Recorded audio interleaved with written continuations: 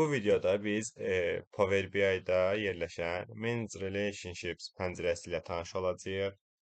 Əvvəlki videolarda cədvəllər arasında əlaqələrin necə yaradıldığını öyrəndik.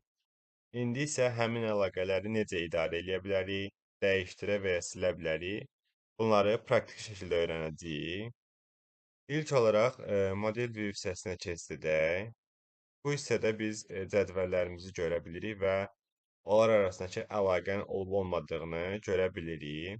Məsələn, bu xətlərin üzərinə gətirdikdə mausumuzu hansı sütuna görə əlaqələndirildikləri görünür və biz bu hissədə Manage Relationships üzərinə klik edirik və bu pəncərə haqqında bu gün ətraflı danışacağıq. Bu pəncərədə biz modelimizdə mövcud olan bütün əlaqələri siyahı şəklində görə bilərik. Hazırda burada iki əlaqə görürük. Customers və sales cədvəlləri arasında və products və sales cədvəlləri arasında. Həmçinin burada əlaqənin statusu da görünür. Hazırda aktivdirlər və hansı sütuna görə birləşdikləri də görünür. İndi isə birinci əmrimizlə başlayaq. New Relationships. Bura daxil oluruq.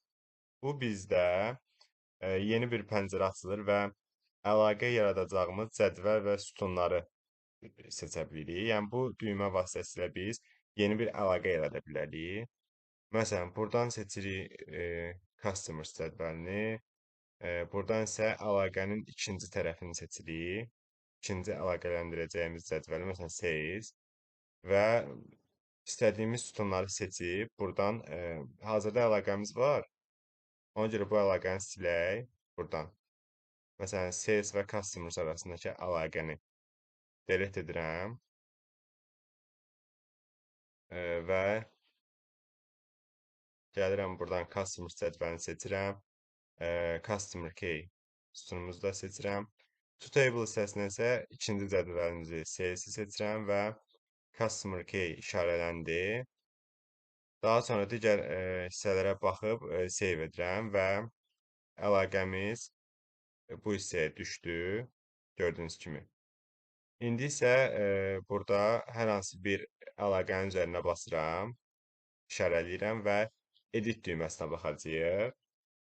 Bunun üzərinə klik edirəm. Bu mövcud əlaqəni seçib edit düyməsinə kliklədikdə həmin əlaqənin xüsusiyyətlərini dəyişdirə bilərik. Məsələn, biz burada cədvəlimizin adını və ya sütununu, daha sonra filtrin hansı istiqamətdə gedəcəyini, sonra əlaqənin aktiv olub-olmadığını və s. bunları dəyişə bilərik və save edə bilərik. Əgər heç bir əməliyyat etməyəcəksə, cancel edirik. Daha sonra hər hansı bir əlaqəni seçib az öncə etdiyimiz kimi delete etsək, bu şəkildə məsələn göstərim indi. Məsələn, bunu da silirəm. Bu şəkildə etsək, cədvəllər arasındakı xətləri də etmiş olacaq və artıq bu cədvəllər bir-biri ilə əlaqəli deyil. İndi isə digər əmrimiz olan AutoDetect haqqında danışacağıq. Bu funksiya modeldəki cədvəlləri yoxlayır və uyğun sütunlar əsasında əlaqələri avtomatik tapmağa kömək eləyir.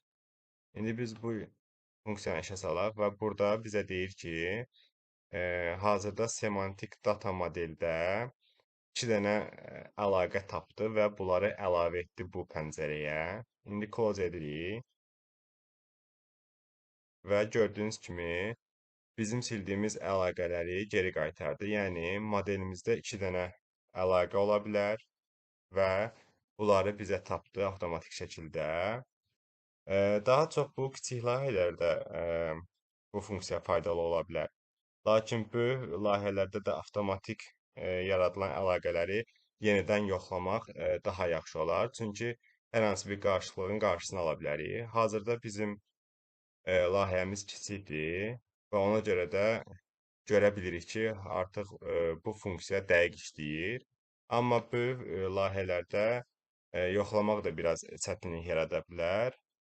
Yəni, bu funksiya avtomatik olaraq əlaqə yaradır.